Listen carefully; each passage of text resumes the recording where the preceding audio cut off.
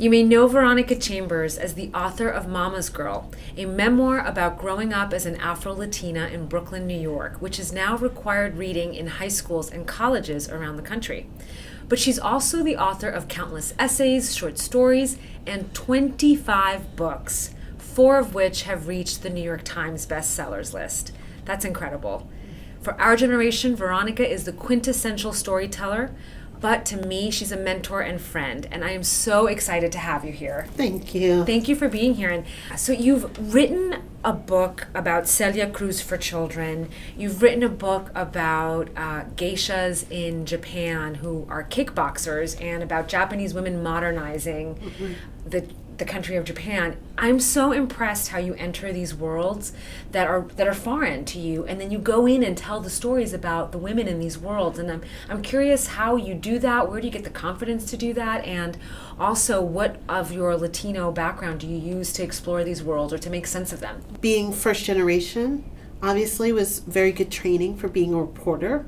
You know, I think that I was constantly trying to figure out experiences and stories. You know, in a lot of ways, I think that I was trying to get the whole story of what happened in Panama before I came, right. Which, you know, people were only giving me in dribs and drabs. Because you were actually born in Panama, right? And then you guys moved here.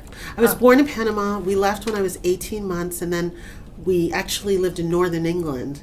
And until I was 5, and then we moved to Brooklyn. So I always say, if my Panamanian accent is unlike any you've ever heard, it's had a few. It's had a little bit of a migratory pattern. Yes. And so I think, you know, like growing up, I was telling you, my mom spoke to us in Spanish. We answered in English. So I didn't really speak Spanish very well until I was like 12 or 13 and started taking it in school. So it was like, first I got to learn Spanish so I can get in people's business. And then, I got to try to figure out the story of my family. And then I think from there it became a very natural extension.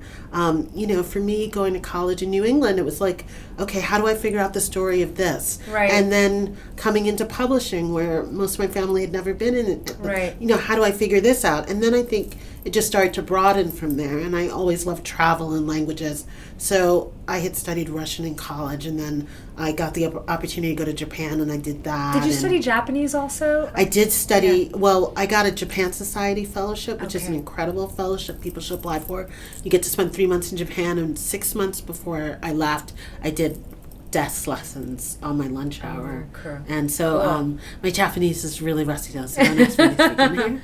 So, it's a beautiful language, though. It is, and I loved it. And and you wrote about geishas also. How did you stumble upon that? Well, the book, actually, Kickboxing Geishas is kind of a metaphor. And so there weren't actual kickboxing geishas in the book, but it was more about changing roles of women. I think that I'm always interested in the role women play in society, and I could tell, you know, this was the late 90s, early 2000s, a lot of exciting things were happening with women in Japan, and so I wanted to write about it, and I found a way to do it. And then what's super interesting is that you then wrote a book with someone who was your friend, Mark Samuelson, the chef, and the name of the book is Yes, Chef. Yes. And you ended up collaborating with him and entering a whole new world, the world of the food space. So how did that happen? Well, I think that, you know, I was thinking about this because I know that so many of the people who read Latina, you know, one of the big things we've got to figure out in our lives today is how do we make work for us. And I think that the career fields are really changing. Most of us aren't on a straight path of get a job, get a promotion, get the next promotion.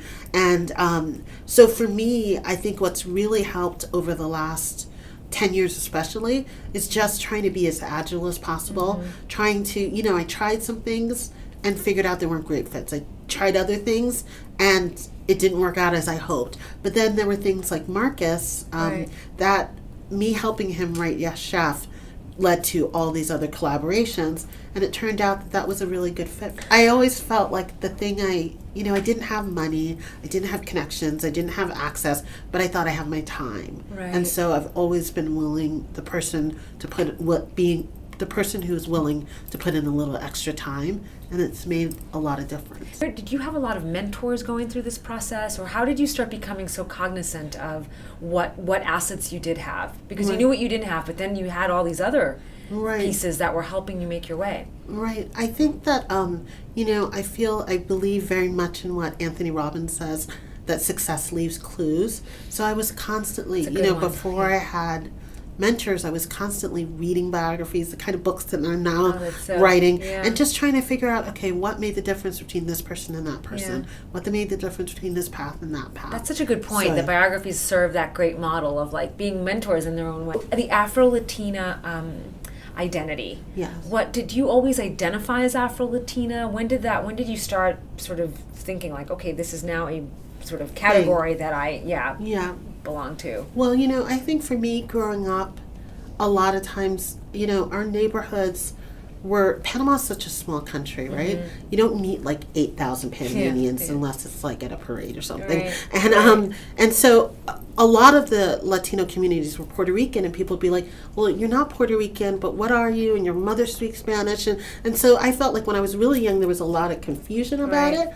But then one of the reasons I was so happy to do that Celia Cruz book, and I got to do a short interview with her before she died. I used to write a lot about Latin music, and as my mom always said, like, it's not that confusing. I think what I've really learned and what's been really freeing is to say, like, if I abandon my culture because people don't think I look Latina, then I'm like, it's like I'm giving the whole thing away. It's like literally, I'm like, there's a treasure chest in my house, and it's full of all this gold that is my heritage. I think that what I've really learned about my work in journalism is that I used to always think, when I started out, magazines were everything, and they still are to me. I go to the newsstand and I'm like, oh my God, how many magazines can I buy? I love that. And when I see my byline in a magazine, I love it. I think the thing that I've sort of learned is that we're all storytelling all the time.